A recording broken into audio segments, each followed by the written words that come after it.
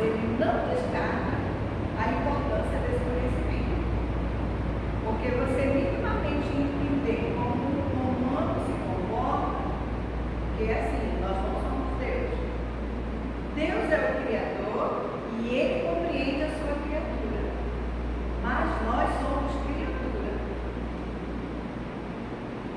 Então, a gente precisa entender como a gente funciona. Como que a nossa criação, ela influencia toda a nossa existência. A psicologia, ela vai estudar o que Deus criou. Bem, gente, é como um médico.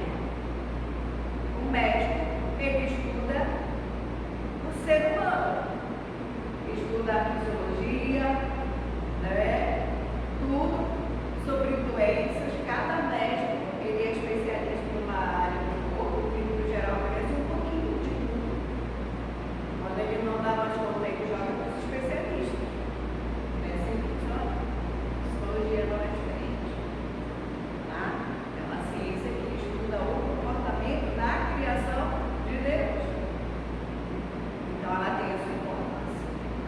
Assim como os médicos têm a sua importância. Tudo bem? Então ele traz essa visão integral da psicologia como os princípios da fé cristã. Ele não vê a ansiedade como um problema puramente espiritual, é a pessoa que não crê em Deus, é a pessoa que não tem fé, tá? Ou puramente médico psicológico. Quando a gente fala, quando fala do aspecto mental, o que ele está falando, a psicologia? Quando fala de mente, está falando da alma. E o que é a alma? Nossa mente. O que estrutura a nossa mente? Emoções, você já sabe, né? Porque emoções e pensamentos. Ideias ligadas a afetos. Como que isso foi se estruturando na nossa história. Então aí é o estado mental. Por isso que o apóstolo Paulo fala, transformai-vos pela renovação da vossa mente. O que ele está falando mente? Renovação, transformação daquilo que você pensa e daquilo que você sente. Tudo bem? Tá? Então, ele não vê a ansiedade, o Collins, ele é um escritor cristão e ele também é psicólogo. Tá? E ele não vê essa questão da ansiedade puramente como uma questão espiritual, é uma falta de fé. Não é assim. Ou a pessoa que está numa crise de pânico está endiabrada, está possessa. Não é assim. Tá? Mas como uma condição multifacetada, que tem muitas facetas, que afeta a pessoa por completo. Corpo, a ansiedade afeta o corpo, ela afeta a mente, emoções e pensamentos, e afeta o espírito, porque o espírito fica abatido. Sempre que a gente se depara diante de uma situação que a gente não tem solução para ela, o nosso espírito fica abatido. A nossa alma se desespera e o corpo adoece. Ou seja, nós somos afetados de forma integral. Espírito, alma, corpo. Então, ele traz essa integração psicologia e fé cristã, trabalhando juntas para compreender o que? A ansiedade. Quem aqui nunca teve ansiedade? E nós vamos ver hoje a diferença da ansiedade normal para a ansiedade quando ela se torna um transtorno. Tudo bem? Eu achei bem interessante trazer esse capítulo, porque às vezes a gente faz uma salada, né? Mistura tudo, a gente não sabe definir. Então ele traz também uma abordagem holística, ou seja, aquilo que eu acabei de falar. Ele considera o homem em sua integralidade, o corpo, a mente, o espírito, tá? Como uma unidade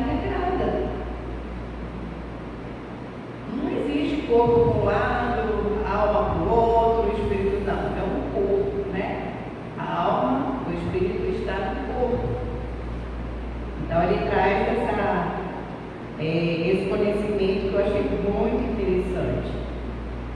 Então, o que é a ansiedade normal e o que é a ansiedade patológica que a gente fala? Atos de adoecimento, atos é doença. Tudo bem? Então, é a ansiedade clínica que ele traz esse termo clínica. Por quê? Porque é um adoecimento. Existe a ansiedade normal. Todo ser humano, em algum momento, experiencia alguma situação de ansiedade. Não necessariamente é um adoecimento, inicialmente. Então, o que é a ansiedade normal? Ela é útil, ela é necessária. Porque, irmãos, quando Deus criou o homem, onde que ele colocou Adão? Onde? No Éden. O Éden, como era o Éden? Era o lugar mais perfeito. Existiam coisas ruins no Éden? Não. Só a serpente que estava escondida lá, né? Mas no Éden só era o bem. Eles só conheciam o bem. Ele não tinha ainda a questão de trabalhar no suor do seu rosto, ainda não tinha havido nenhum tipo de crime, como aconteceu o homicídio do irmão matando. Então não tinha isso. Então Deus, quando criou o homem, ele criou o cérebro do homem para o que é bom. Não foi para a morte. A ordem, ela trazia o quê? A fala o seguinte: de toda árvore do jardim comereis livremente, mas da árvore do conhecimento do bem e do mal não comereis, pois no dia que dela comereis, certamente morrereis. Mas até a desobediência não tinha nada de ruim no Éden. O nosso cérebro, ele foi criado para o bem, para coisas boas. É por isso que diante de uma situação que nós não sabemos como lidar, o que fazer, o que a gente faz? Inicialmente a gente se desespera. Por quê? Porque a gente não tem solução para isso. Então, a ansiedade é útil porque ela é também uma questão adaptativa. Porque você se assusta com a situação, mas depois você respira e você vai procurar uma solução. Você vai pensar formas de resolver aquela situação. Então, nesse momento, você vai sentir ansiedade. Não necessariamente é um acontecimento. É um acontecimento normal da vida. Irmão Valdir, quando o senhor olhou essa sua esposa aí linda, a primeira vez no seu coração, essa é a mulher da minha vida. Agora, como que eu vou falar para ela que eu quero namorar com ela? Ficou ou não ficou ansioso, irmão Valdir? Fica. Então, diante de situações em que a gente não sabe o que vai acontecer depois, gera ansiedade. Você vai fazer uma prova. Quando eu ia fazer prova, me dava uma dor no estômago, me dava um frio na barriga, minha mão suava, eu ficava mal, mas na hora que chegava a prova, eu começava a responder, passava tudo. Então a ansiedade normal é esse momento que você se depara com uma situação que você não sabe o que fazer, mas que vai passar e depois a vida continua. Simples assim. É isso que ele fala. É uma resposta natural, ou seja, um comportamento. Quando ele fala de resposta natural, ele está falando de uma forma de se comportar. Tá? É uma resposta natural e adaptativa, ou seja, você vai ter que se adaptar a essa outra nova situação que surgiu diante de você e tentar achar uma solução. Tudo bem? Então ele fala aqui. É uma resposta natural e adaptativa ao perigo ou ameaça. Quando eu for na rua, se aparecer um pitbull, o coração dispara. Eu tenho muito medo de pitbull.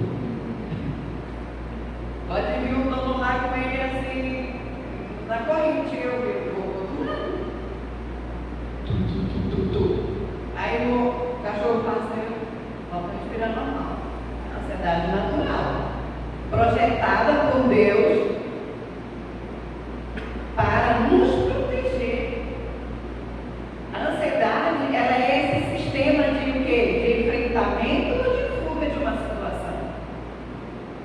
Se eu, diante de um ladrão, eu vou enfrentar, que não é bom você enfrentar um ladrão, ou se você vai se esconder, tentar se esconder, para não ser alvo de um assalto. Então, a ansiedade é esse momento que você se depara com a situação e você não sabe o que fazer, mas há todo um aspecto fisiológico, tem hormônios no teu sangue. Por exemplo, quando você está com medo, o sangue vai todo para a perna, aqui, ó. Porque o teu corpo ele se prepara ou para você se esconder ou para você correr. Entendeu? E quem colocou isso em nós? Quem nos deu essa habilidade? Quem colocou esse funcionamento? Foi Deus. O ser humano é um ser muito complexo. Quando você vai estudar fisiologia, o que acontece no teu corpo, quando você está com raiva, o sangue vai tudo aqui, ó. Você não vê que a pessoa fica vermelha, menino, fulano ficou vermelho. Parece que o sangue ia sair. Porque o sangue, quando você está com raiva, ele vem todo para cá, no seu rosto.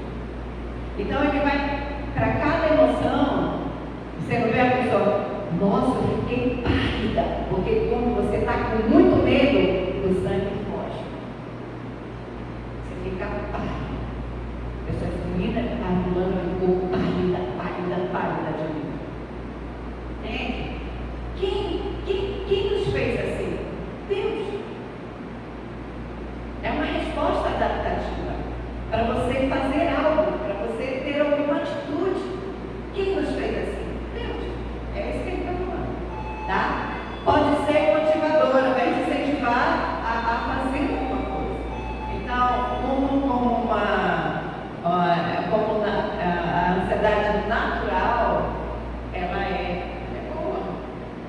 Ela vai fazer você ter alguma atitude. Entende? Ela é boa. Resposta adaptativa natural, sistema de proteção divino. Deus nos colocou aí. Até as emoções, gente. A nossa alma, a psique, são nossas emoções. Quais são as 4 emoções básicas? Medo, raiva, alegria e tristeza. Além dessas, vergonha, surpresa e nojo, ou asco. Essas 3 últimas, elas são mais esporádicas. Mas, diariamente, a gente tem medo ou tem raiva, a gente não tem diariamente, passa por essas emoções, passa. Então, pode ser motivadora e pode ser proporcional à situação. Você se depara com a situação, vai tentar resolver aquela situação de alguma forma. Fica ansioso, mas reage para resolver. A ansiedade patológica, ela já é um pouquinho diferente, porque torna-se problemática quando é desproporcional. É aquela reação que vai para além, que não era necessário reagir daquela forma. Tá? Persistente, ela dura, porque assim, a ansiedade natural, eu estou com medo de fazer a prova, mas eu vou lá e faço a prova. Terminou a prova, acabou a ansiedade. Entendeu?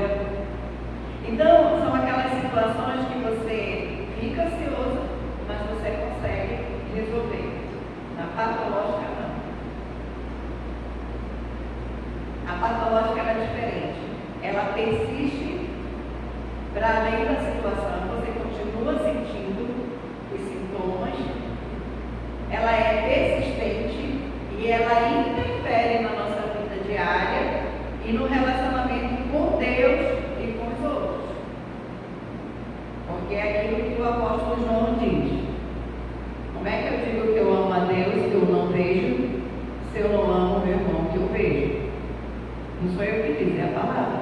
Não é? Então, a ansiedade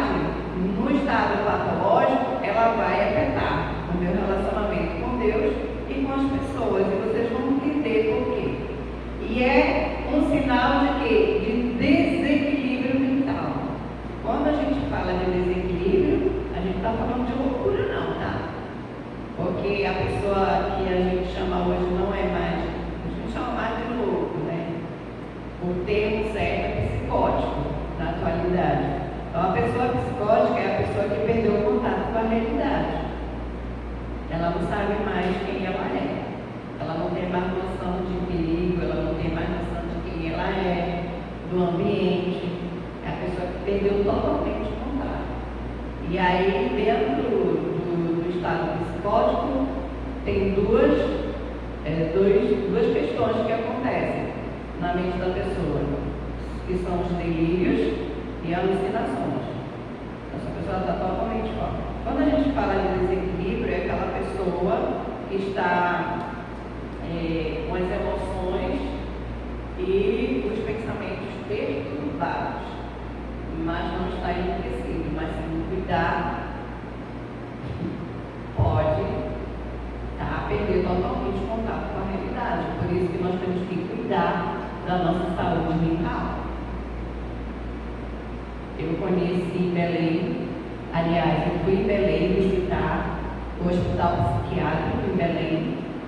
E eu fiquei muito assustada com um dado que a psicóloga de lá deu, porque ela disse que 50% das pessoas internadas nesse hospital psiquiátrico eram evangélicos. E aí eu fiquei pensando, eu acho que essa psicóloga está inventando. Eu pensei comigo, não acredito nisso.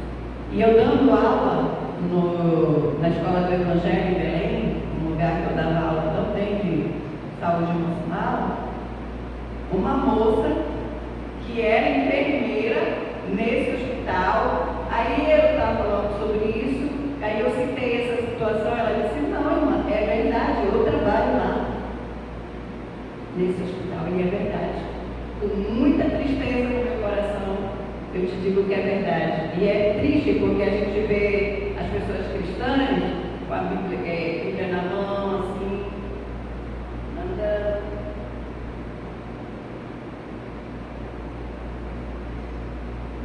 Sério. Então, se a gente não cuidar da nossa saúde mental, a gente pode chegar numa madureza. Está aqui, Senhor.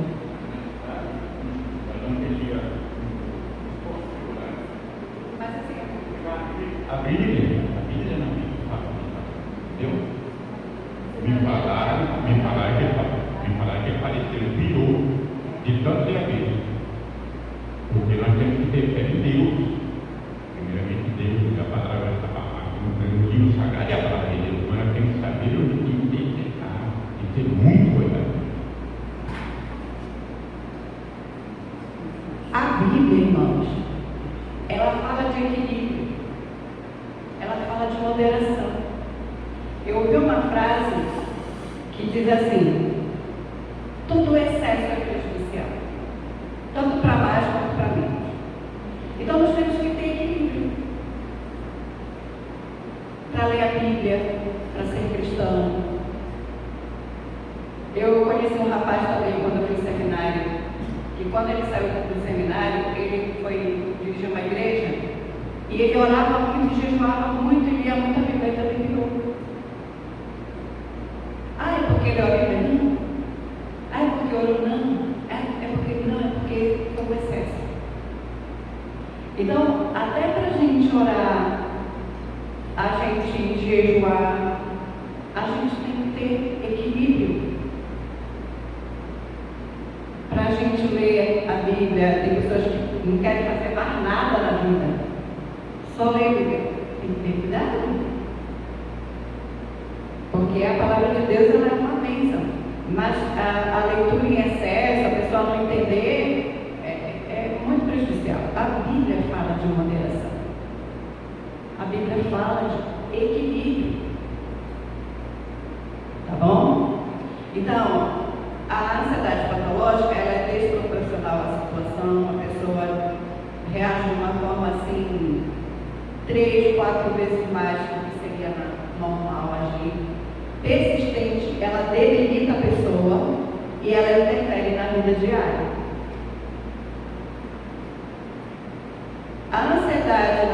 perspectiva da psicologia. No decorrer da sua existência, o ser humano experimenta maiores ou menores graus de ansiedade. Cada um de nós, irmãos, nós temos uma estrutura e nós temos um limite que nós podemos suportar.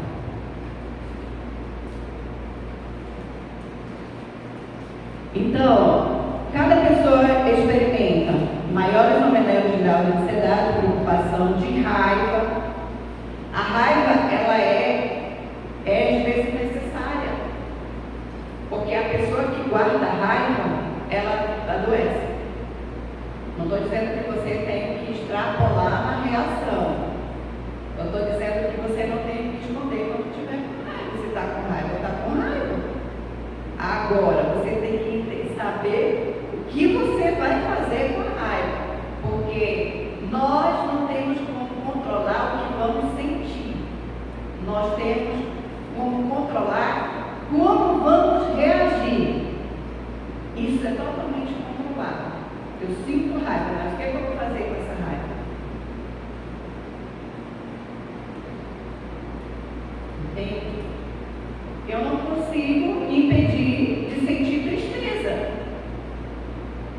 Mas o que eu vou fazer com isso que eu estou sentindo? Isso eu posso ter o controle. Não de sentir, mas do que eu vou fazer com o que eu estou sentindo.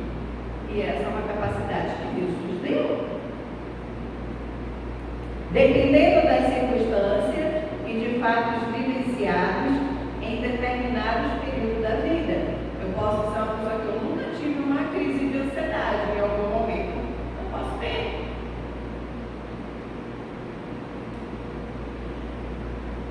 A manifestação normal, a característica normal da vida dos indivíduos diante das situações difíceis, importantes ou novas. Tá? Isso é ansiedade. É uma característica normal de todo ser humano, então não é errado sentir ansiedade. Normal, que não vai afetar a minha comunhão com Deus, não vai afetar o meu relacionamento com os irmãos, é apenas uma situação que se apresentou e que eu não sei como resolver. Agora eu estou ansioso, como que eu vou resolver isso? Tá?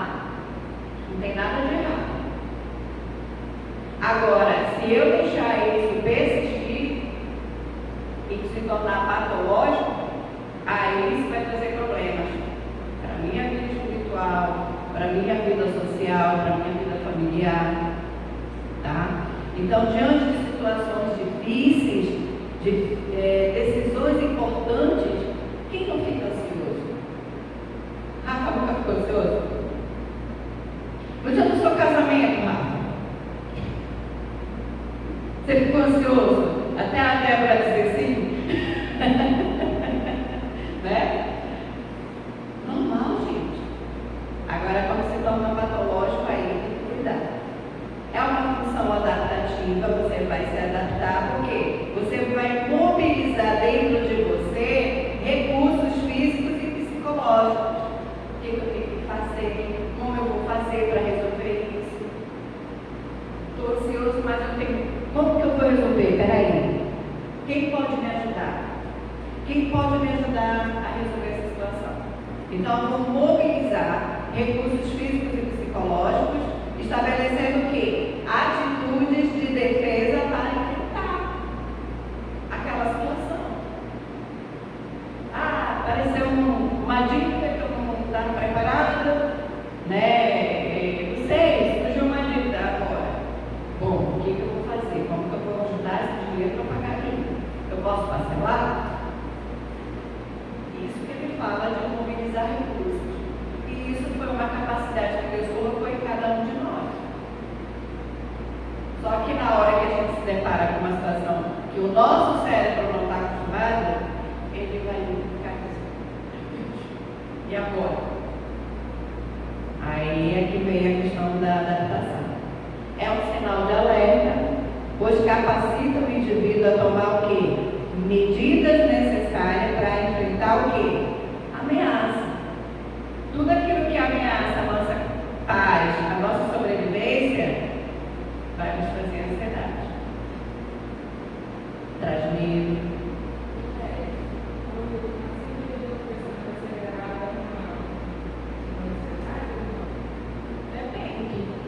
Depende.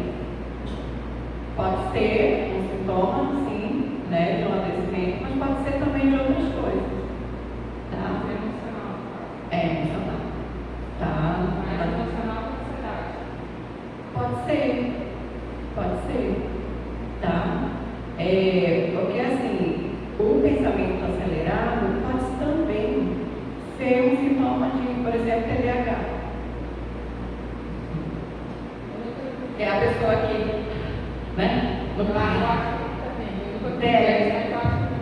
Entende? Então, não só a ansiedade em si, quando ela se torna patológica, ela pode trazer esse pensamento, mas eu acredito que é mais.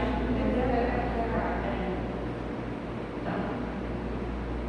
Vamos lá. Transtorno de ansiedade, características e sintomas. Agora você vai ver quando essa ansiedade normal, adaptativa, que foi Deus que colocou em nós para nos ensinar a reagir diante das situações da vida, quando é que ela se torna um transtorno?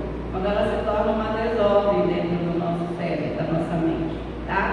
Quando a ansiedade persiste além do esperado e interfere nas atividades diárias, ela pode ser um indicativo de transtorno de ansiedade. Essa condição envolve preocupação em excesso.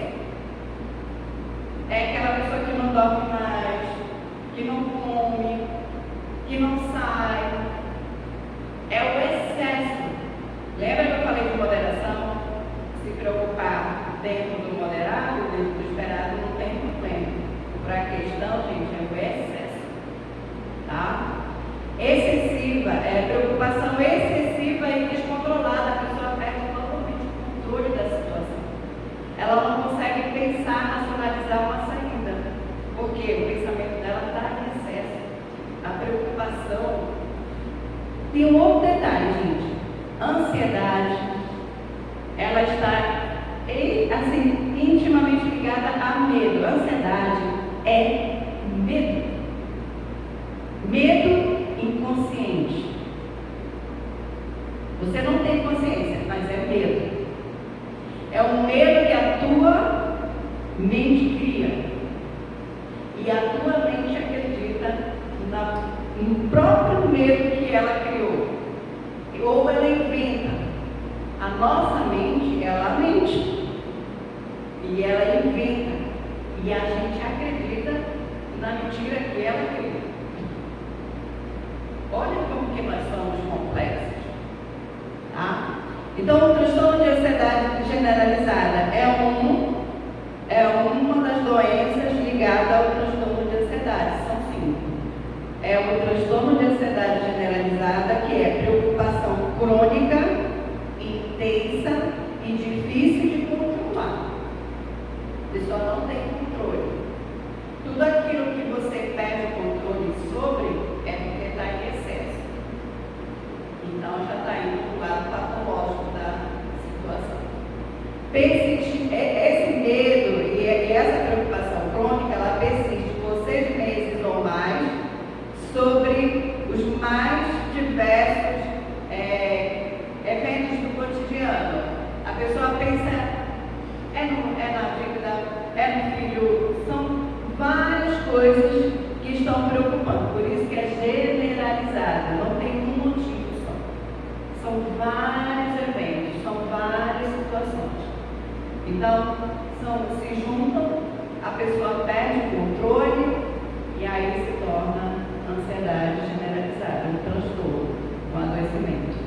Fobia social, medo intenso de ser o quê? Julgada. Aquela pessoa, né? A pessoa que tem medo de ser julgada, humilhada, rejeitada em situações sociais ou de desempenho, então por conta disso ela se isola. E aí a fobia social. Transtorno do pânico também é um adoecimento ligado à ansiedade, que são crises súbitas e inesperadas de intensa ansiedade com medo extremo. E o transtorno obsessivo compulsivo intrusivo, que são pensamentos intrusivos, que a pessoa, mesmo quando ela está fazendo outras coisas, esses pensamentos eles vêm, e comportamentos repetitivos para aliviar a ansiedade. Então vamos ver com um pouco de detalhe cada um deles. Transtorno pós-traumático, reações intensas após experiências traumáticas vividas ou testemunhadas. Você pode vivenciar ou você pode ver alguém.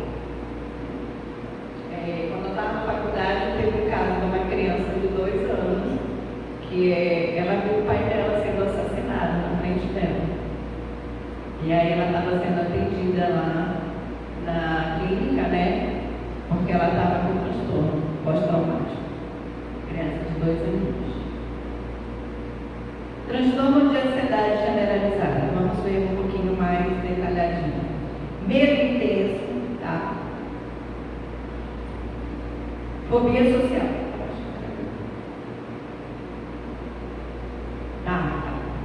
Passou de vez. É um distúrbio de saúde mental caracterizado por sentimentos de preocupação, ansiedade ou medo crônicos. Ou seja, a ansiedade é normal, a útil, que o Collins fala, aguda. Aconteceu, eu resolvi, passou. No outro dia, eu nem lembro mais da situação. Aqui não. No adoecimento, na transtorno crônica, já vem se apresentando há um bom tempo. Há bastante tempo. Tá? Intensos e difíceis de controlar, persistindo por 6 meses ou mais, sobre diversos eventos cotidianos que são fortes o bastante para interferir nas atividades diárias. Ou seja, a pessoa deixa de trabalhar, a pessoa deixa de se relacionar, vai afetar. Ela deixa de vir à igreja, ela deixa de orar, ela deixa de ler a Bíblia, tá? Vai afetar a vida dela. Quais são os sintomas psíquicos, cognitivos? Ou seja, preocupação excessiva, desproporcional e constante, inquietação, dificuldade de concentração, mente vazia, no caso, já não é mente acelerada, pensamento acelerado, entende?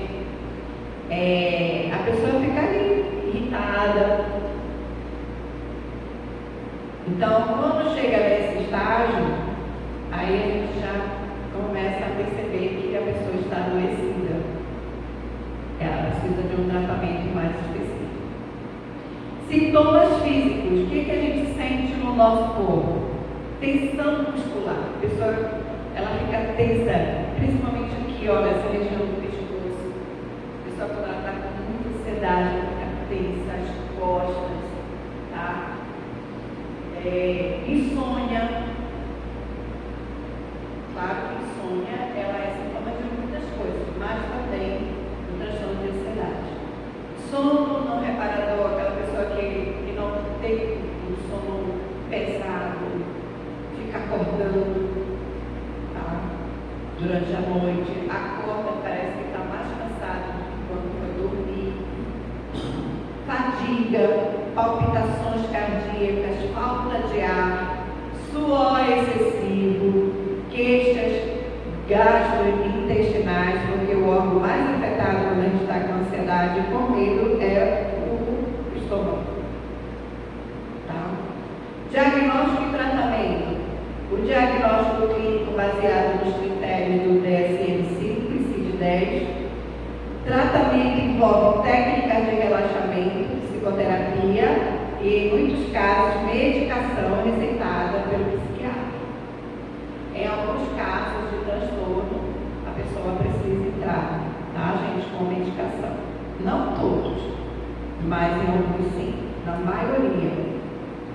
Fobia social e transtorno do pânico. Fobia social é o medo intenso, persistente e irracional de ser julgado.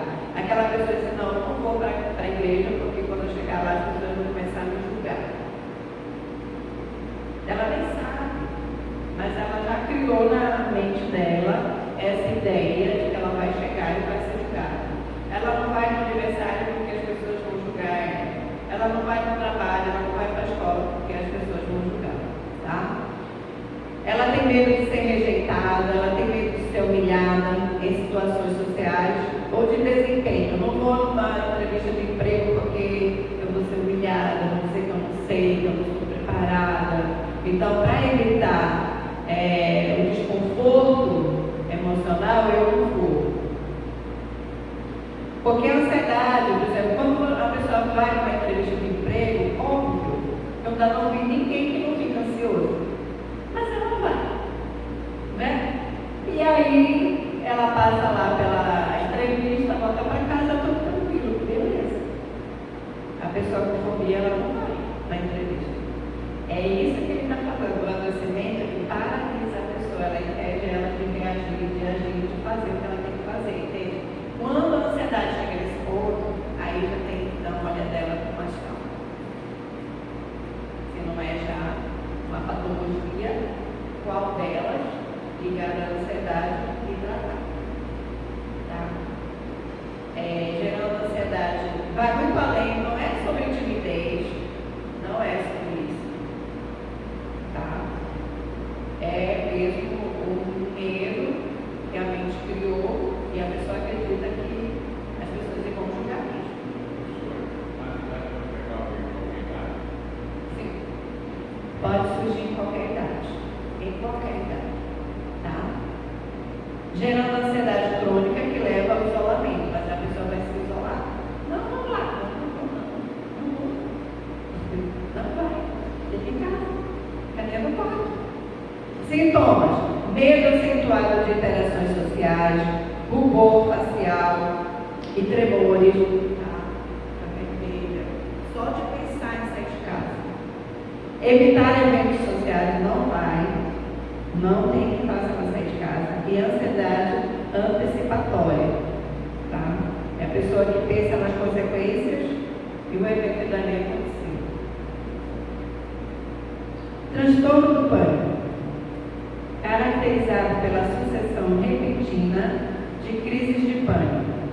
Essas crises duram em torno, geralmente, de 15 a 30 minutos e produzem medo extremo de perder o controle da situação ou enlouquecer ou morrer. Vamos supor que uma pessoa ela esteja no trânsito e ela tem uma crise de pânico. O que pode acontecer a partir da crise? Ela não vai mais dirigir. Por quê? Porque ela vai ficar com aquele sentimento, aquele pensamento, toda vez que ela for dirigir, ela vai ter outra crise. Então, para evitar de sentir o desconforto dos 30, de 15 a 20 minutos de pânico, aí ela não vai mais dirigir. Se a pessoa teve uma crise de pânico dentro de um elevador, ela não vai mais entrar no elevador. Não vai. Entende? Não vai. Entende? Então, passa mal, né? Eu tenho que entrar no elevador e passo mal. Às vezes isso tem alguma. Eu tive esse sentimento pânico, mas eu tinha a sensação que as pessoas estavam me seguindo. Estavam sendo perseguidas. E aí eu me tranquei, então eu tive por praticamente os dois. Aí eu me trancava dentro do meu quarto. Então hoje eu só me sinto bem dentro do meu quarto. Ninguém consegue entender que a sala não me faz bem, a cozinha. É o meu quarto que faz bem. É porque lá que você se sente segura. Só que a organização tem essa fobia do elevador. Entende? Então, tem que tratar, tem que tomar medicação. Mas é provável que você não consiga realmente entrar mais no elevador com segurança.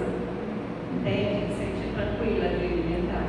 Sintomas, palpitações e taquicardia, a pessoa não consegue. Ela vai ficar tremendo, ela vai passar mal, ela vai travar, ela não vai conseguir entrar no elevador. Ela não vai entrar. Se ela tiver tido uma experiência difícil no metrô, uma sala, que Jesus conhece da emocional dela. Tá? Sudorese e tremores, medo de morrer, despersonalização. A pessoa nem se reconhece mais. Tá? Diagnóstico clínico, relato do paciente, avaliação por psiquiatra ou psicólogo, psicoterapia, que vai para o treino de habilidades sociais e técnicas de relaxamento. Então, nesse caso, a psicologia ajuda muito. Medicamentos para controlar sintomas físicos de ansiedade. Às vezes, a pessoa precisa tomar ansiolíticos para controlar um pouquinho a ansiedade.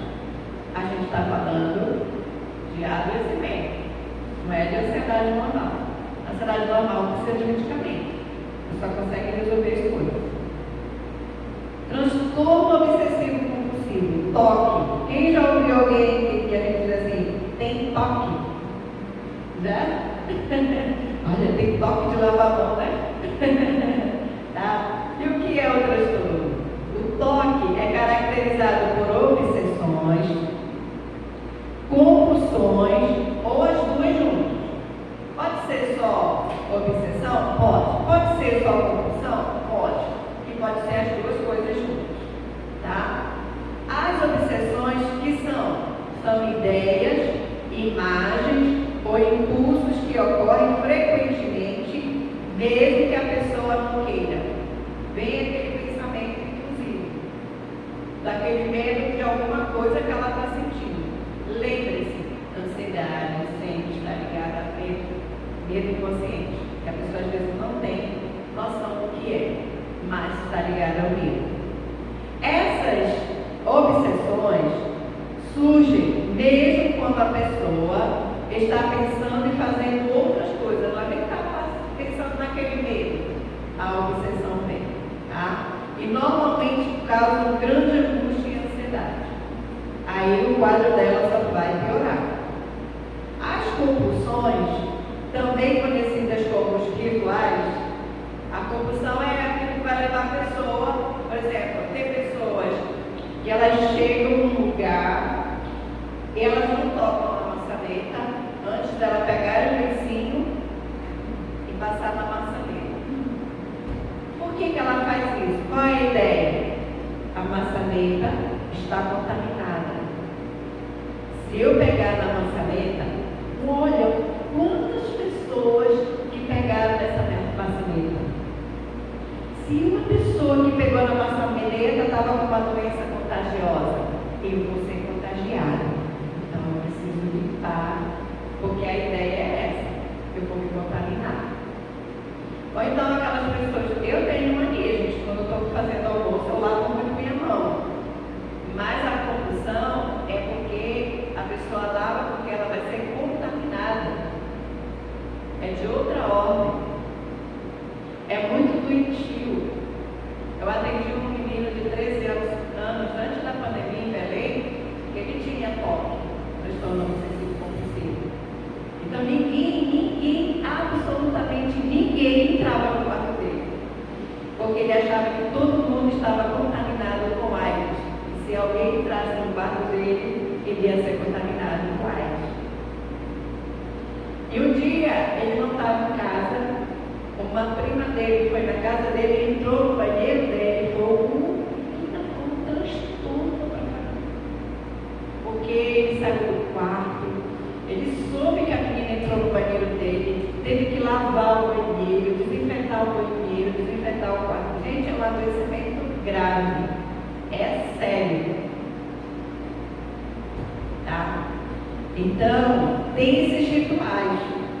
São determinadas ações ou atos mentais que a pessoa se sente impelida a praticar para tentar diminuir ou evitar a ansiedade causada pela obsessão. A obsessão é a ideia que ela tem de alguma coisa. Então, vou lavar minha mão para evitar a ansiedade de dizer assim, eu vou passar o lencinho na maçaneta, porque se ele pegar na maçaneta sem passar o lenço, gente do céu, ele vai ficar muito mal. Ele vai achar que está contaminado, aí ele vai começar, ele vai para a banheira, vai lavar,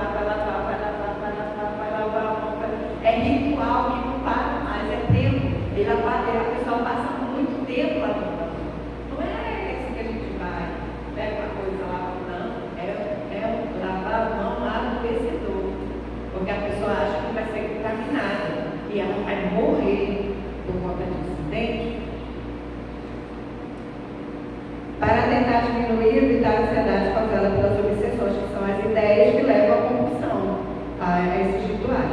Os temas das obsessões incluem lesionar a si próprio e aos outros, tá, gente? Então, limpeza ou contaminação, pensamentos proibidos ou tabus, por exemplo, obsessões agressivas ou sexuais. A pessoa, às vezes, ela pensa, ela tem algum pensamento agressivo, então ela já acha que ela é uma pessoa má, que ela precisa se lavar. Ela vai desenvolver algum tipo de ideia, de obsessão, e que vai levar ela a alguma compulsão, que é o ritual, tá? Para compensar e para diminuir essa ansiedade do pensamento obsessivo dela. Deu para entender?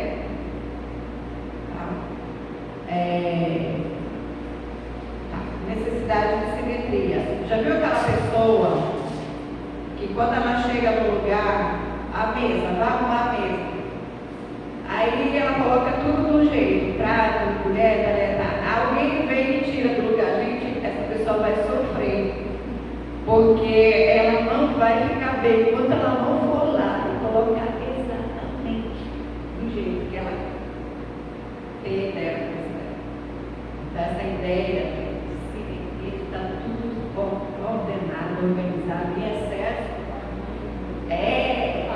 O quadro, né? Uma vez o paciente chegou no consultório e aí ele fez a sessão com ele e chegou aqui e disse: "Ah, doutora, aquele quadro ali está todo assim, não sei o quê. Eu não tinha parado para ver que o quadro estava. Ele viu entre os quadros um que estava torto. E era bem pouquinho, aí eu fui olhar, realmente o quadro estava um pouquinho torto. Gente do céu. Obsessões e compulsões comuns. Quais são? Preocupação com contaminação, por exemplo, supor que tocar no espaçamento provocará alguma doença. Dúvidas, por exemplo, supor que a porta da frente não foi trancada. Mas é assim, a gente não vai às vezes deitar, será que eu fechei a porta? Aí você vai, levanta, vai, fecha a porta e vai dormir, né? A pessoa com transtorno não. Ela deita e ela volta. Ela olha, vê que não dá, aí ela diz: "Não, mas eu acho que eu não fechei." Ela volta muitas vezes. Por isso que é adoecimento. Não é normal, é fora do padrão de normalidade, tá, gente? Preocupação com objetos que não estão perfeitamente alinhados e uniformes, como eu acabei de falar. Compulsões, quais são as mais comuns? Quais são? Lavar ou limpar algo para evitar a contaminação. Verificar algo para eliminar dúvidas, por exemplo. Muitas vezes se a porta está trancada, que é muito parecido ali.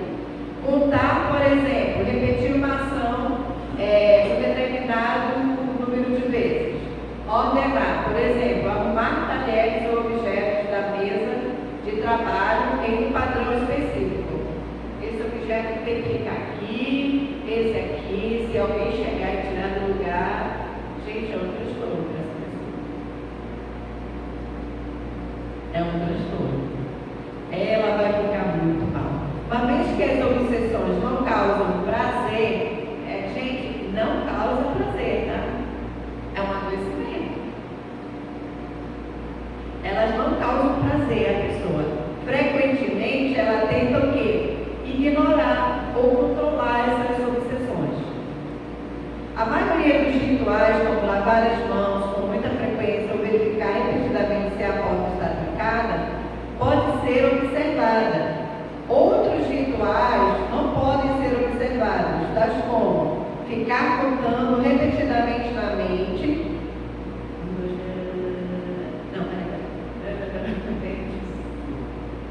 Ficar fazendo afirmações em voz baixa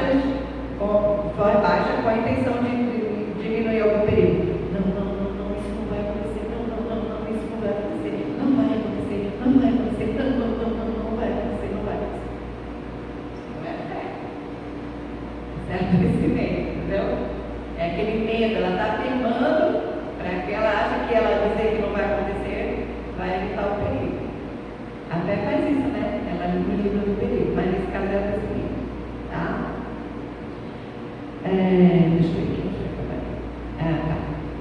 os rituais e obsessões exigem tempo.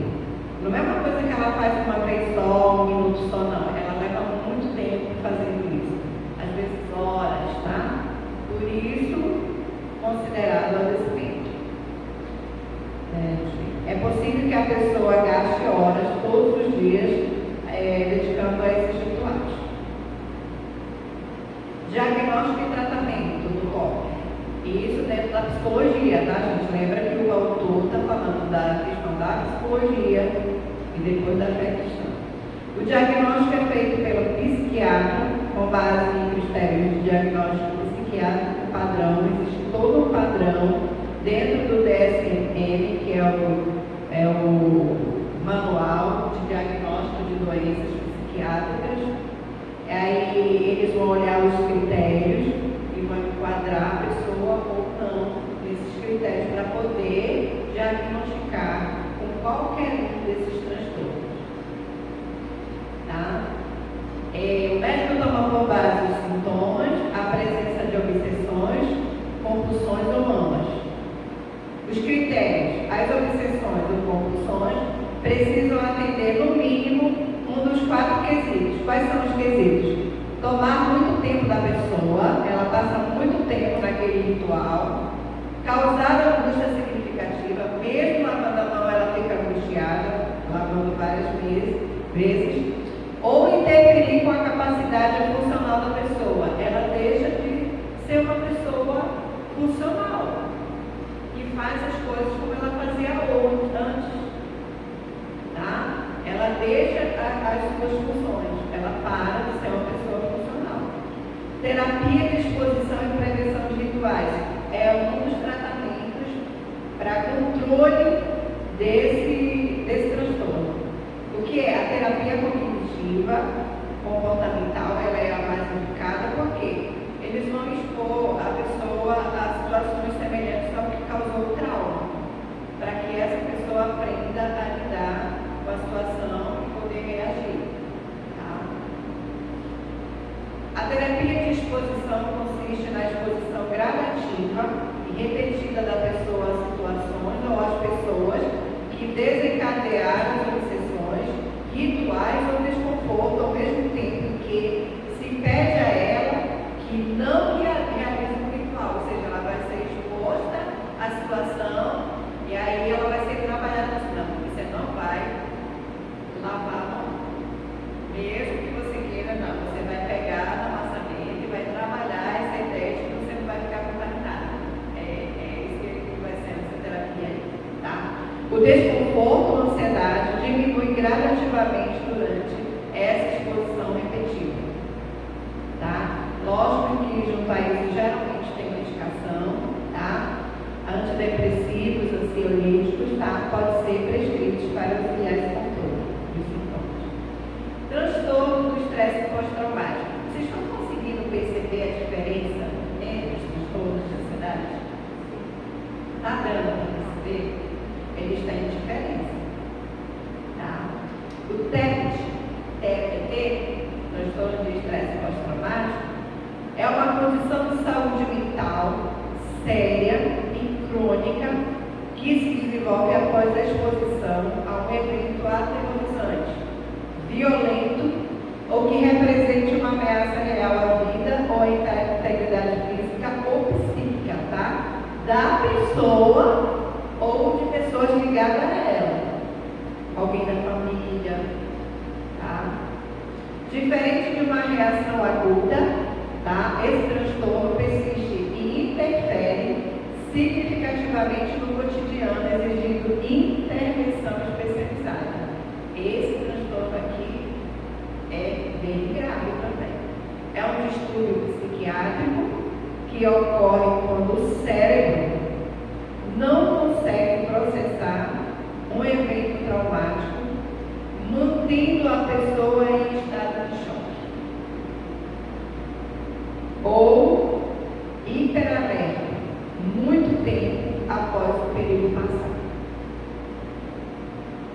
Então, aquela pessoa que sofreu um assalto muito traumático, as pessoas que vêm da guerra, elas sofrem todos os soldados que vêm da guerra, os policiais, eles geralmente sofrem porque eles são expostos diariamente eles vão trabalhar, sabe, se vão voltar vivo para casa.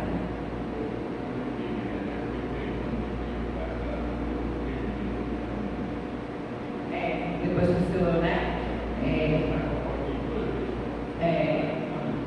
Teve que fazer o tratamento, né?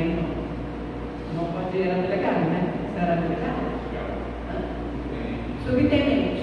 Ele era subtenente. Então, pessoas que são expostas ao perigo, os soldados, né? Que vão para a guerra.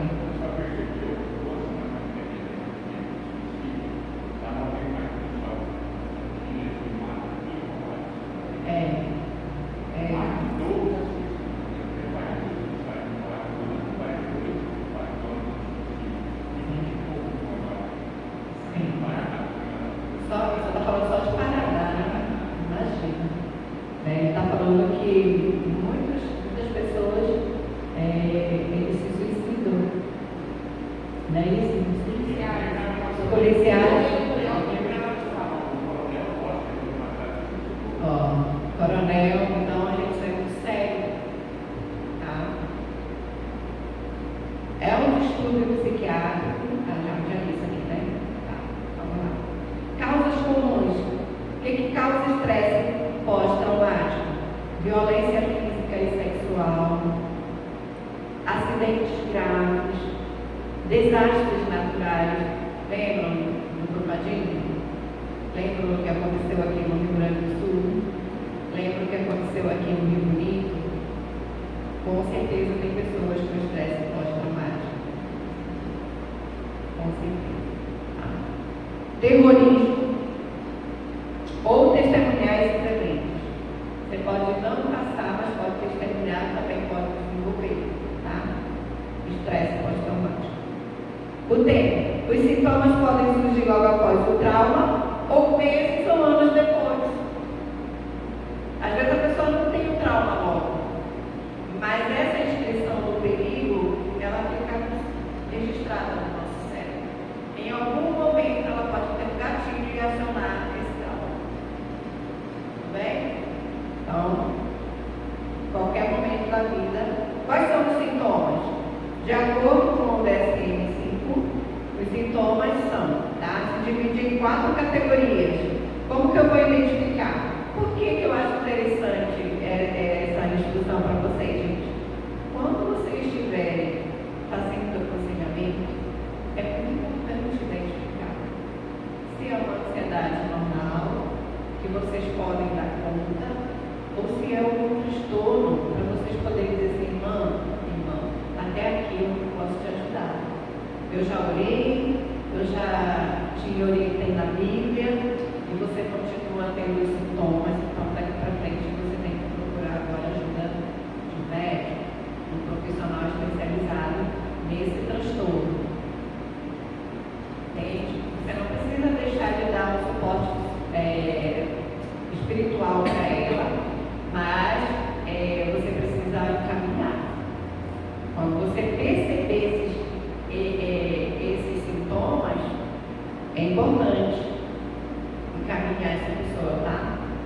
Dizer para ela assim, ó, irmã, está na hora de você procurar um profissional, tá? Intrusão, ou seja, revivência. A pessoa revive o trauma. Ela tem pesadelos. Pessoas que têm estresse pós-traumático têm muitos pesadelos, memórias intrusivas e flashbacks da situação. Sensação que o trauma está acontecendo novamente no presente. Elas sentem como elas se estivessem passando de novo a mesma situação. Tá? Então, já fez tudo o que podia, já orou, não resolveu, ele encaminha. Resolveu, glória a Deus. Entende? Se não resolveu, encaminha. Evitação. Esforços para evitar lugares, pensamentos, pessoas ou conversas que lembram o evento. A gente não tem essa mania de querer, naquela época que aconteceu, aí a pessoa que passou, ela não gosta de ouvir, gente. Situações traumáticas alterações cognitivas e de humor, pensamentos negativos sobre si, o mundo, culpa, vergonha, lapsos de memória sobre o evento, perda de interesse em atividades, que isso aí é a biologia, hiperativação e reatividade. É um estado de alerta constante, hipervigilância, sobressaltos exagerados, irritabilidade, comportamento agressivo, dificuldade de concentração e insônia. Tá? Todos sintomas de estresse pós-traumático. Diagnóstico e tratamento, tá? Sempre clínico, psiquiatras, psicólogos, tá? Através de avaliação, tratamento também, visa diminuir a ansiedade, controlar o medo, sendo mais eficaz quanto mais precoce for. Psicoterapia, a terapia cognitivo-comportamental, ela é a mais indicada, e a terapia de exposição. E os psicofármacos, né? Os medicamentos para ansiedade e depressão. A rede de apoio, ou seja, o suporte familiar e social, fundamental para a recuperação. Agora vamos ver o Colin falando, tá? Numa perspectiva mais cristã, sobre esses transtornos. Collins lista várias fontes possíveis que frequentemente atuam em conjunto. Ele diz assim: os fatores biológicos e físicos, eles são causas para o surgimento desses transtornos. A predisposição genética, pessoas que já tiveram casos na família, alguém, o pai, a mãe, o tio, o avô, que teve algum desses transtornos, a gente sabe que a predisposição genética é um fator muito forte. Não é determinante, porque o ambiente também vai ser importante para que haja a eclosão do transtorno assim. Tá? Mas quando a pessoa já tem uma predisposição genética, já tem que ficar de cuidado aí. Desequilíbrios químicos no cérebro, quando há ali como é que a gente fala? Quando não há uma comunicação sináptica boa, bem feita, há alguma interrupção na comunicação sináptica, os neurotransmissores não estão funcionando bem no cérebro, isso também pode desencadear doenças de dieta, falta de sono. Para mim, a falta de sono é mais um sintoma. Fatores psicológicos e desenvolvimento. Padrões de pensamentos distorcidos. Exemplo: catastrofização. A pessoa que tudo torna uma catástrofe. Já ouviu falar que a pessoa que torna um copo d'água numa tempestade? É nesse sentido. Traumas passados e atuais, aprendizados familiares, temperamento explosivo, fatores situacionais e relacionais, estresses atuais. Por exemplo, finanças. É um fator estressante? É um fator que pode gerar muita ansiedade?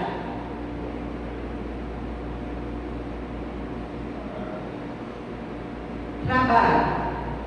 Pessoa quando fica desempregada. E agora? Os boletos vão chegar. E aí? Como que eu vou pagar? Né? Conflitos interpessoais. Isso também gera muita ansiedade. Pode gerar algum transtorno. Pressões sociais. Pessoas muito pressionadas socialmente. Também ele fala que pode, tá? São causas.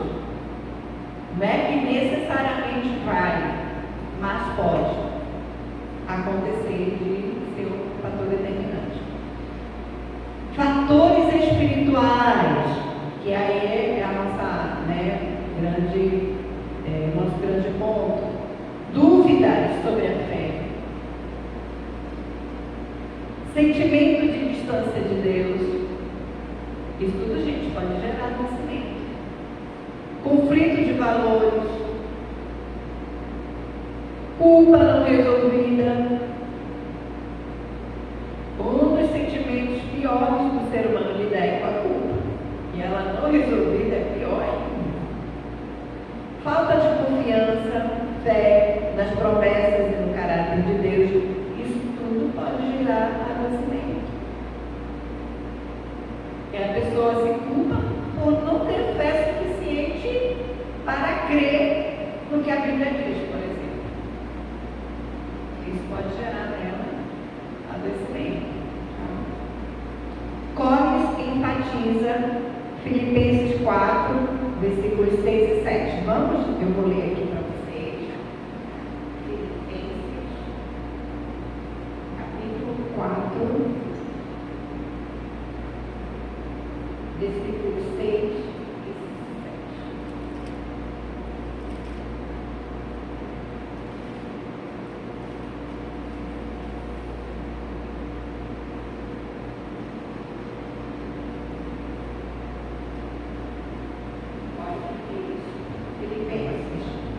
Paulo, escrevendo aos Filipenses, ele disse assim, ó: não andeis ansiosos de coisa alguma, em tudo, porém, sejam conhecidas diante de Deus as vossas petições, pela oração e pela súplica, com ações de graças. E a paz de Deus, que excede todo entendimento, guardará o vosso coração e a vossa mente em Cristo Jesus. Amém? Por isso que a gente tem que cuidar da nossa saúde mental. Porque a pessoa em desequilíbrio, ela não consegue nem viver essa realidade aqui que a palavra de Deus diz. Ela está desequilibrada.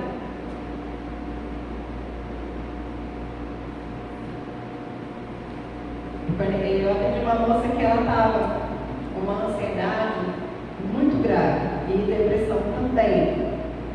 Então essa moça, quando ela chegou, ela não conseguia ler a Bíblia, não conseguia ler a Bíblia, ela não conseguia orar, ela não conseguia ir à igreja, ela não conseguia fazer nada na casa dela, ela não conseguia cuidar do filho, do marido, nem fazer comida. Ela era uma evangélica, uma cristã. E ela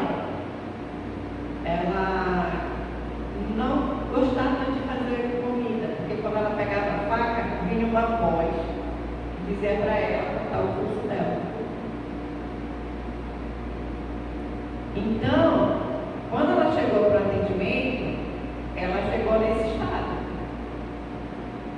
Ela acordava de madrugada, arrancando os cabelos.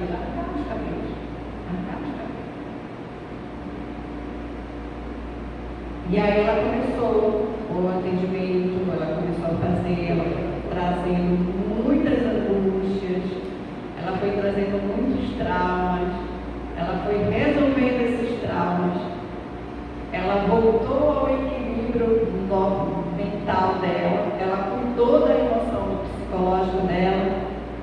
Aí sabe o que aconteceu? Ela voltou a orar. Eu não estou dizendo que a psicologia é mais isso. Eu estou dizendo que quando a gente está desequilibrado, a gente tem que procurar ajuda para se equilibrar de novo. Para que a gente possa viver o melhor de Deus. Para que a gente possa viver uma vida espiritual plena. Ela não conseguia. Ela estava com um processo de ansiedade. Foi outro processo, convencer que ela precisava tomar medicação. Porque aí vem aquela coisa, eu vou ficar dependente do remédio, porque eu não quero isso, mas você precisa. Aí ela conseguiu. O médico acertou na medicação dela, no ansiolítico, no antidepressivo. Em um ano, ela fez o tratamento psiquiátrico e o psicológico, e essa menina voltou que aí ela voltou a participar da célula, ela voltou a orar, ela voltou a ler a Bíblia, ela voltou a ir para a igreja. Hoje ela trabalha com mulheres. Eu não estou dizendo que a psicologia é mais que Deus, mas o desequilíbrio dela impedia ela de viver o melhor de Deus na vida dela. O adoecimento. Entende? Parou aqueles sintomas todos. Ela já estava quase separando do marido. O marido ficou tão assustado com a mudança dela que ele usava drogas, parou de usar drogas, começou a trabalhar. Entende? Gente, foi uma transformação na família toda. Porque ela voltou ao equilíbrio normal dela. Entende? Ela cuidou dos traumas dela, das feridas dela. E ela, hoje é uma mulher que trabalha ajudando outras mulheres a se curarem dos seus traumas. Não sei como ela faz, se ela encaminha, né? Mas ela ajuda, ela estuda essas mulheres, ela trabalha com elas, ela lê a Bíblia com elas. Olha, uma pessoa que conseguia parar. Entende? Então, assim, gente, desequilíbrio mental é sério. Objetivos do aconselhamento para a ansiedade. Isso é o Collins falando. A ajuda visa não apenas o alívio dos sintomas, mas o crescimento integral. É que a pessoa volte para as atividades dela, para que ela volte para a funcionalidade dela, para que ela volte para a vida de comunhão com Deus, para que ela volte para a vida de comunhão com a igreja, para que ela volte para o convívio social, com a família, que não é diferente da pessoa que fica isolada no quarto dela e que não sai. Entende? Porque tem que cuidar, porque essa pessoa ficar isolada é sintoma, não é causa. É sintoma. O que está causando esse isolamento? Eu preciso tirar essa pessoa desse lugar. Mas eu tenho que ter cuidado com isso, senão eu vou empurrar ela de vez lá com esse isolamento lá. Então, se eu tenho consciência de que eu não tenho capacidade, habilidade para fazer isso, eu vou ajudar essa pessoa a procurar uma pessoa especializada para te ajudar. Vamos procurar tratamento. Os médicos, a Bíblia diz que toda autoridade ela é constituída por Deus. Está escrito. E o médico não é uma autoridade? O médico é uma autoridade constituída por Deus. Ele só não é mais que Deus, porque o médico não tem poder de dar vida como Deus tem.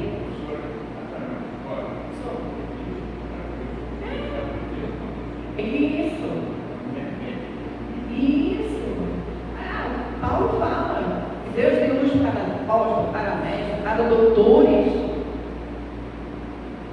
Entende? Então, os médicos, eu penso que são bênçãos de Deus na nossa vida. Imagina uma pessoa que está com problema na vesícula, que está com problema de úlcera. Quando uma úlcera ela estoura dentro da pessoa, se não operar logo, ela morre. Não é uma bênção ter um médico que vai lá e opera e a pessoa fica bem, consegue viver. Os médicos são bênçãos na nossa vida. Só que o médico é limitado. Deus ele é muito mais poderoso que o médico, porque só Deus tem o poder de dar e tirar a vida. Os médicos eles fazem um voto, né? Lá na formatura deles, né? De salvar vidas. E eles ficam mal. Eles ficam mal. Os médicos, de fato, que são médicos por amor, eles ficam mal quando eles perdem uma vida. Eles sofrem.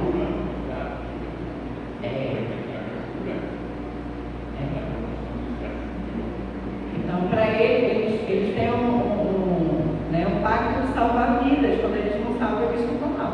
Não os médicos que são mercenários, que só vão para a profissão para ganhar dinheiro. Esses daí não estão nem aí se a pessoa morre, se fica viva. Tá? Então, ele fala aqui, ó. alívio dos sintomas, reduzir o sofrimento imediato. Esse é um dos objetivos do aconselhamento. Esse é o objetivo, reduzir o sofrimento. Se esse sofrimento não está reduzido, eu tenho que ser uma pessoa muito consciente para entender que eu não estou dando conta do recado. Que essa pessoa precisa muito mais do que eu sei. Porque o meu papel como conselheiro é ajudar a reduzir o sintoma dela, a infelicidade dela, a angústia dela, a ansiedade dela. Se eu não estou conseguindo, tá? Eu tenho que ter consciência e dizer assim, daqui para frente você tem que procurar o pastor, e o pastor, se achar que tem que caminhar, caminha, tá? Que nós temos que ter consciência, é até onde nós podemos ir. Compreensão das causas, identificar as fontes específicas da ansiedade na vida da pessoa. A ansiedade, só a ansiedade, nós temos plena capacidade de ajudar uma pessoa. Quando chega nos transtornos, a gente tem que reavaliar se a gente consegue. Tá? Desenvolvimento de habilidades de enfrentamento, ou seja, estratégias práticas para lidar com o estresse. Eu posso fazer isso? Posso. O que eu tenho que observar? Eu já fiz todas as estratégias, já li todos os versículos sobre a ansiedade, eu já fiz todas as orações que eu poderia fazer com essa pessoa. Não resolveu? Encaminhe. Crescimento espiritual e relacional. O meu papel como conselheiro é ajudar a pessoa a resolver essa questão da ansiedade e aprofundar a confiança dela em Deus e melhorar os relacionamentos dela com Deus, com a família, com as pessoas, com os amigos, com os irmãos da igreja, com as pessoas do trabalho. Melhorar. Tá? Prevenção de recidivas, ou seja, de recaídas, de que ela volte a ter de novo essas crises. Ou seja, construir resiliência para o futuro, a capacidade dela se reerguer, tá? Diante das situações difíceis. Isso é o papel do aconselhamento para a ansiedade. Vamos lá para algumas estratégias de aconselhamento e de intervenção. Abordagem integrada. O que ele fala, Collins? Você tem que fazer uma avaliação cuidadosa. Investigar todas as áreas da vida, física, emocional, vestível, relacional, espiritual. Vai por partes. Você está se cuidando? Você está indo ao médico? Como é que está a sua saúde? Como é que está seus exames? Está fazendo o exame de 6 meses, de ano em ano? Está tudo ok na saúde física? Beleza. Como é que está a questão emocional? Como é que estão os seus relacionamentos? Como é que estão as suas emoções? O que está acontecendo com você? Como você está se sentindo? Tem alguma coisa te magoando? Tem alguma coisa te maltratando? Tem alguma coisa tirando a tua paz, o teu sossego? Investiga a vida emocional. A vida relacional, como é que está a tua relação com as pessoas? Está com algum problema de relacionamento? Com a sua família, com seus amigos, com alguém? E espiritual. Está tudo bem espiritualmente? Tem alguma culpa que precisa ser confessada? Tem algum pecado confessado? Tem. Vai investigando para ver onde está a raiz do problema. Porque, gente, sintoma só desaparece quando você resolve a causa. Se você tiver com febre e você toma um remédio para febre e não passa febre, o que você vai fazer? Vai ao médico para investigar qual a causa da febre, porque febre é sintoma de quantas doenças? De quantas situações do nosso corpo? Um monte. Mas o que é que está causando a febre? A hora que eu resolvo a causa, que eu chego na causa, eu tomo o remédio certo para resolver a causa, o que é que acontece com a febre? Ela some. Sintomas só somem quando você resolve a causa. Vai investigar, tá? Encaminhamento para a avaliação médica é crucial quando indicado. Percebeu como?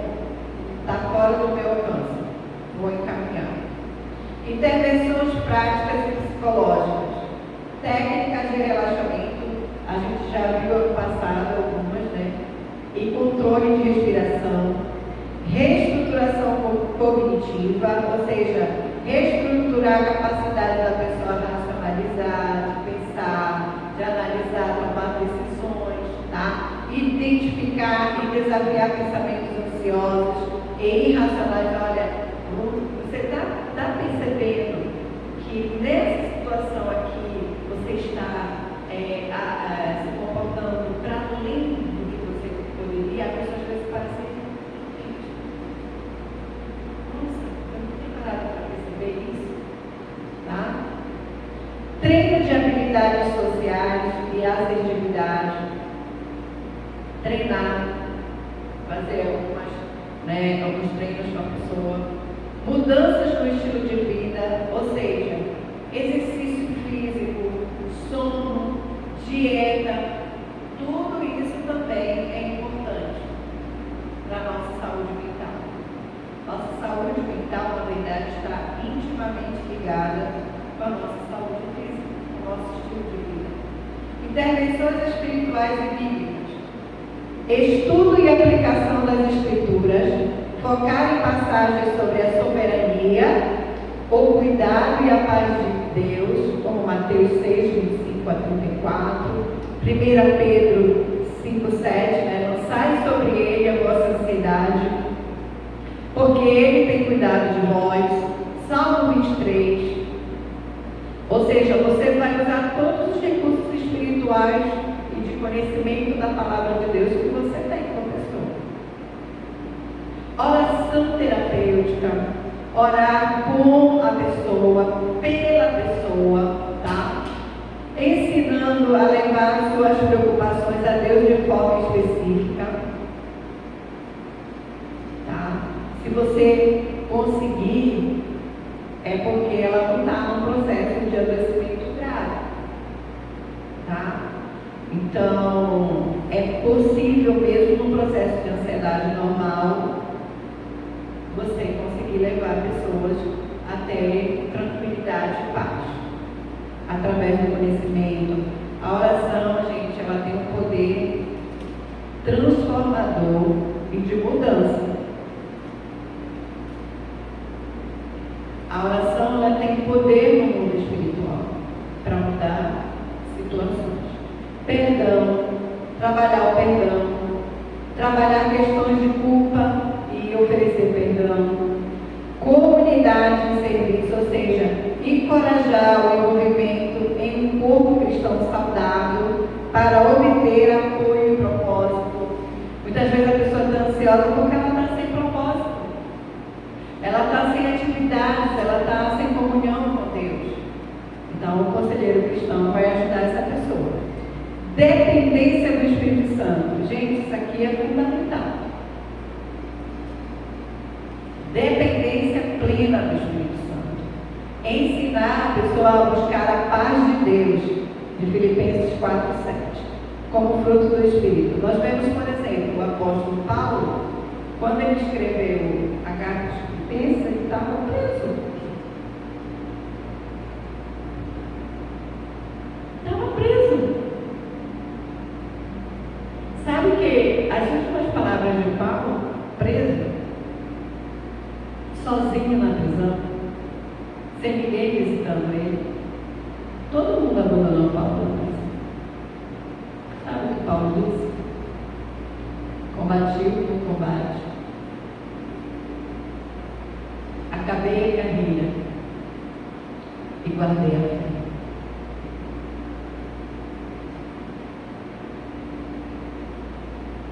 Então, gente, o conhecimento da palavra de Deus, ele cura.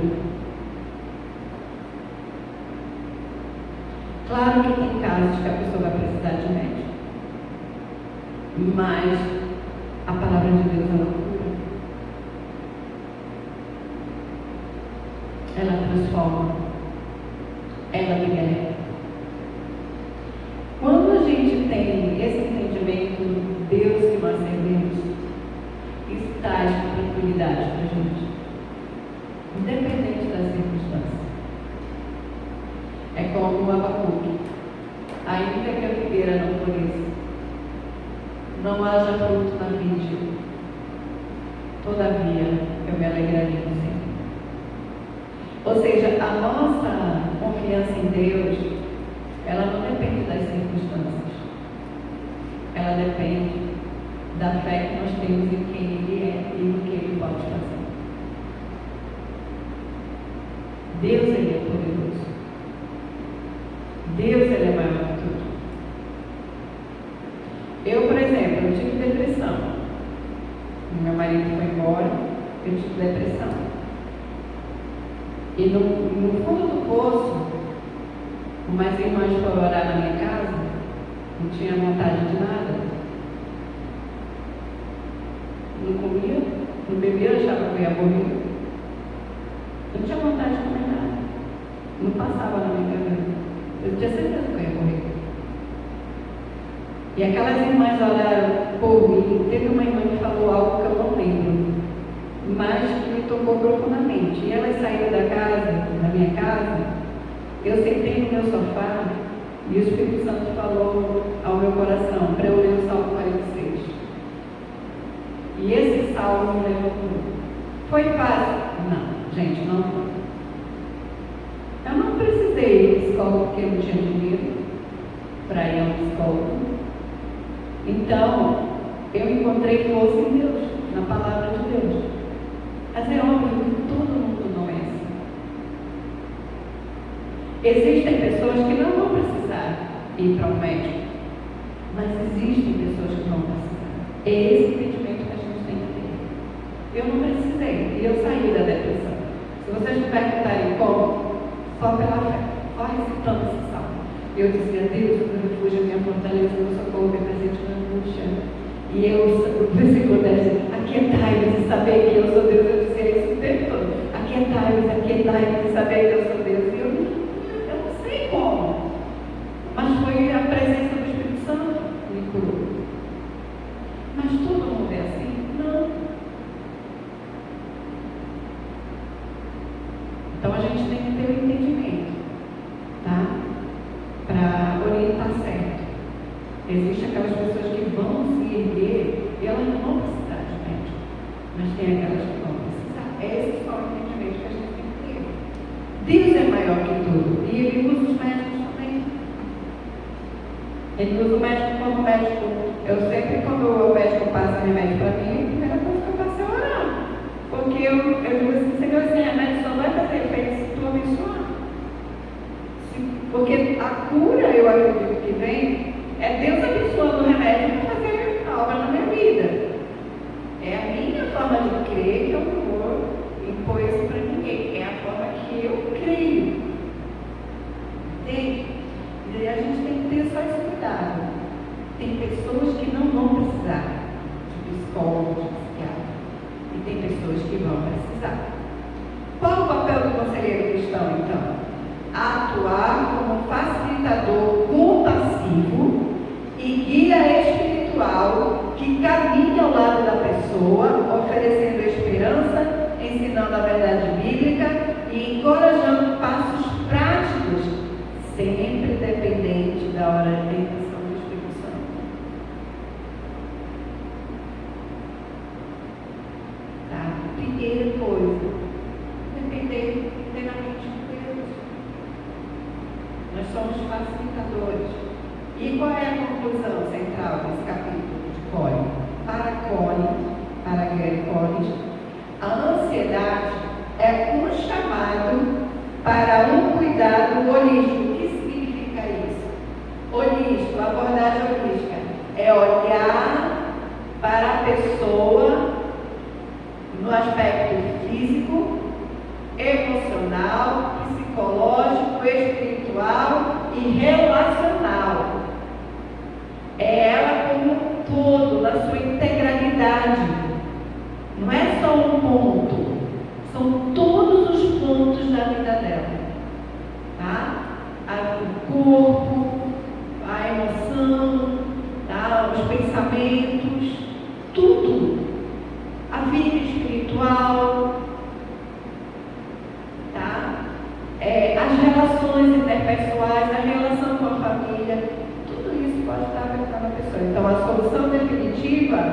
não está apenas em ter mais fé, esse é o autor falando, mas em um processo integrado que cuida do corpo, renova a mente, fortalece os relacionamentos e, fundamentalmente, leva a pessoa a descansar na pessoa e nas promessas de Deus, encontrando nele a segurança última. Tudo bem? Então, o nosso trabalho como conselheiros cristãos é muito árduo, né? É muito, né? Exige muito de nós. De nós termos esse cuidado, esse olhar holístico, de olhar a integralidade da pessoa, em todos os aspectos da vida dela, não só um. Às vezes a pessoa chega aqui na igreja e ela está estressada, porque na casa dela houve um desentendimento. E aí ela chega aqui na igreja, não é porque ela seja uma pessoa arrogante, mas é porque ela está nervosa, porque ela pode dar uma resposta atravessada. Não é porque ela seja essa pessoa. Aquilo é só um momento. Depois ela chega aqui, ela ouve a palavra, ela ouve o louvor, o Espírito Santo vai acalmando. E ela cai assim, dentro.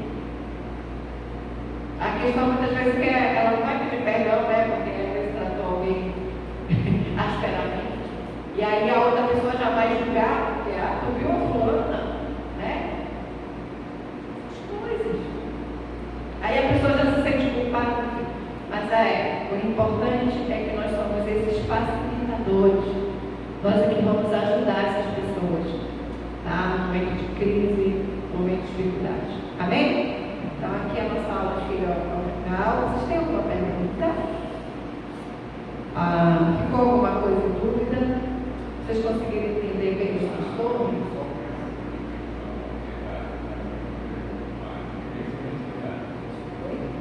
Depressão e ansiedade é a mais perigosa, a mais complicada das duas, a ansiedade e a depressão. Quais são as diferenças entre ambas? A ansiedade, vocês entenderam aqui, né?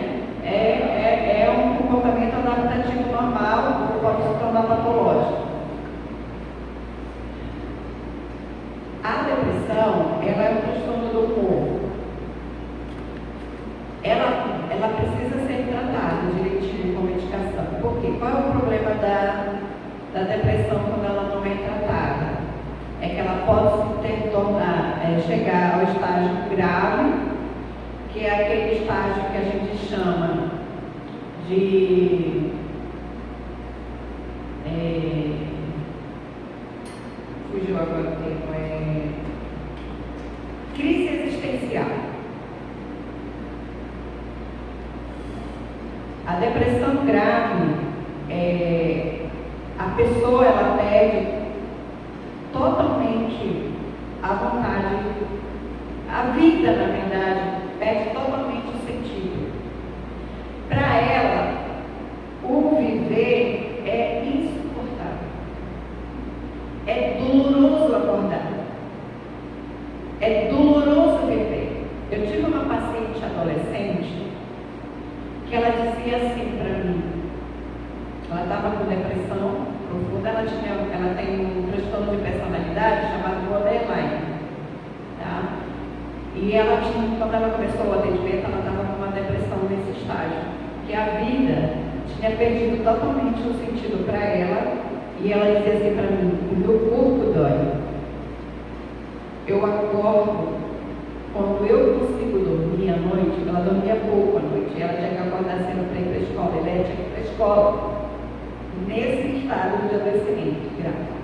E ela pesquisava na internet formas de morrer que não fossem muito dolorosas. Então, a depressão, quando chega no estágio grave, que é o da crise existencial, em que a vida é insuportável, a pessoa ela tende para o suicídio.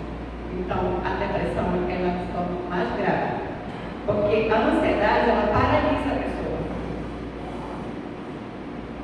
ela vai paralisar, ela vai ficar no adoecimento, raramente a pessoa vai tentar suicídio na ansiedade, mesmo nos transtornos. Agora, na depressão, no estágio mais grave, ela começa a suicídio. A depressão é mais grave.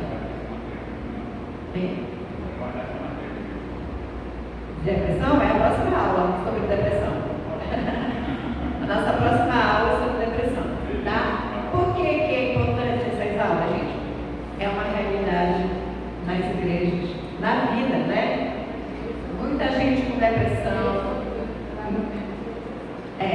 muita gente com ansiedade nas igrejas, tá? E muita gente sendo tratada de forma errada, sendo julgada, tá? Então, é importante, vamos ficar em pé. É importante conhecer. Eu depois eu mando para vocês olharem com mais calma. Claro que, gente, é muito mais coisas. Eu tentei trazer um pouquinho de cada um, o máximo que eu pude, para que vocês tenham um discernimento de cada transtorno. Claro que não é só isso, né? A gente não tem tempo na aula aqui, tá? Mas eu espero que eu tenha ajudado vocês, tá?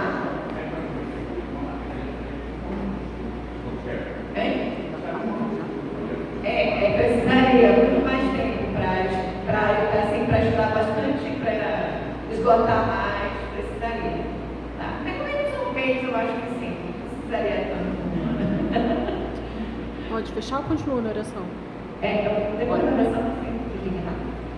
Senhor nosso Deus Pai, muito obrigada, Senhor, por este privilégio que tivemos nesta noite, Senhor, de estarmos aqui aprendendo sobre esses transtornos de ansiedade, Pai, para nós podermos identificar aqueles que precisam da nossa ajuda, do nosso apoio, do nosso amor, do nosso carinho, do nosso cuidado na Tua casa. Que o Senhor possa preparar e usar cada um dos Teus filhos que estão aqui nesta noite, para que possam ajudar, Senhor, aqueles que precisam. E cada um, Senhor, seja um canal de bênçãos na vida de outras pessoas. Agora, quando vamos para os nossos lares, também nos leve em paz, nos leve em segurança. Acampa, Senhor, o Teu anjo ao nosso redor e nos leve em paz. Quando sairmos aqui na porta do templo, Senhor, que os Teus anjos estejam acampados de uma esquina à outra dessa rua e nós possamos sair em paz e segurança. Também, Senhor, nos dá uma noite de paz no sono reparador. E que a Tua paz, Senhor, que excede todo entendimento, ela seja derramada em nossos corações nesta noite. Pois é em nome de Jesus que nós oramos a Ti. Amém.